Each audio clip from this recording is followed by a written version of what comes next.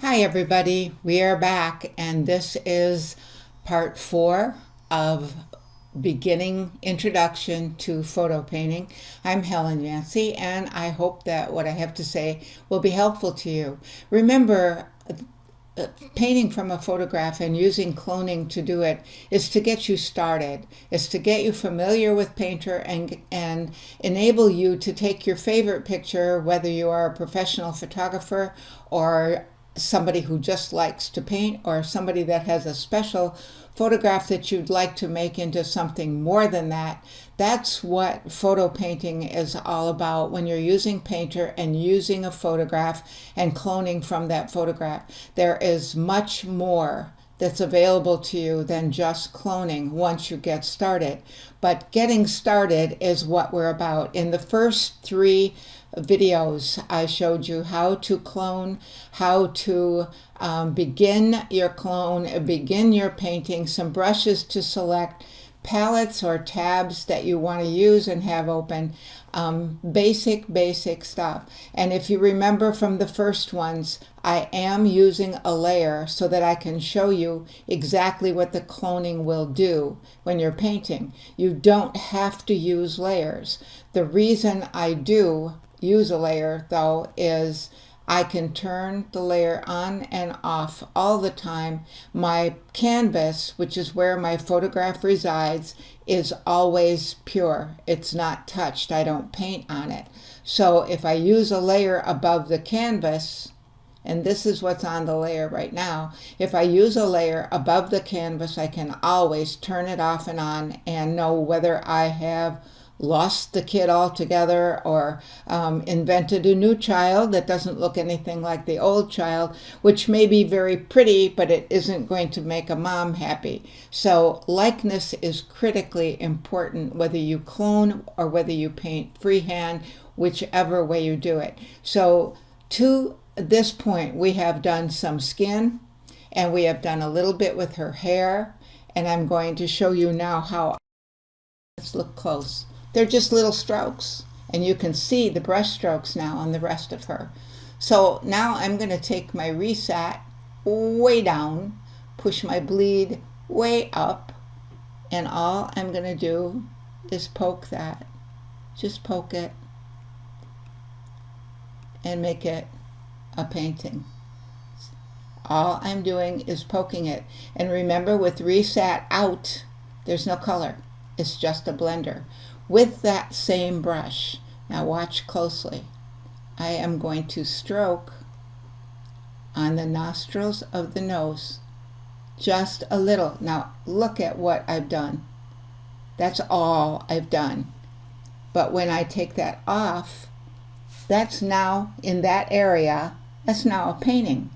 It's not photograph anymore, it's a painting. So I'm going to touch the little shadows, the little lights, and this is what makes your picture a painting.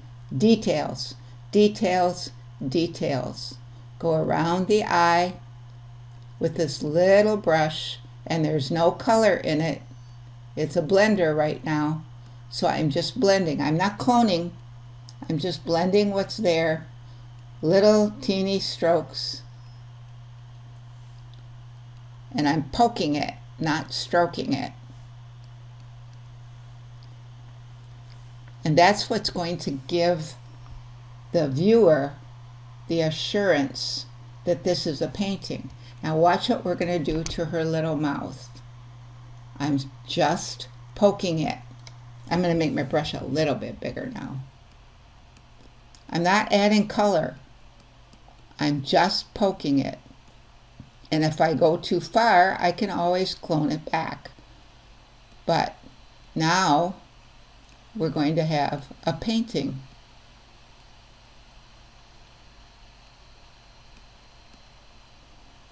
Let's look. That's what's on there. That's all that's on there. On your edges, remember, edges, edges, edges. Use that same brush, and we're going to just put some edges. Now, we're not cloning now. We could, but we're not right now. We're painting edges. And all this is a blender, because I've turned my detail oils brush into a blender by dropping the reset to 0. Watch what we're going to do to the little fingers. Same brush, but we're putting paint strokes on those little fingers. Same brush.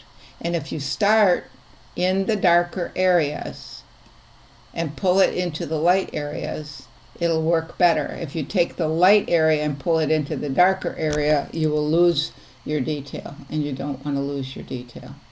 So we're not going to do the whole thing here, but I wanted you to see how we paint the details to make a painting from a photograph. And the details, it's all about edges. It's all about details. Details is where the likeness resides. Details is what will give your illusion. You're creating an illusion. And when you really get familiar with it, you're going to do more than create an illusion. You're going to create a painting. And that's what we're about. The little creases in her arm. Now see, if I start in the light area and push it this way, I'll lose the crease. I don't want to do that, so we do an undo. And we start in the darker area, and we make sure the little crease stays.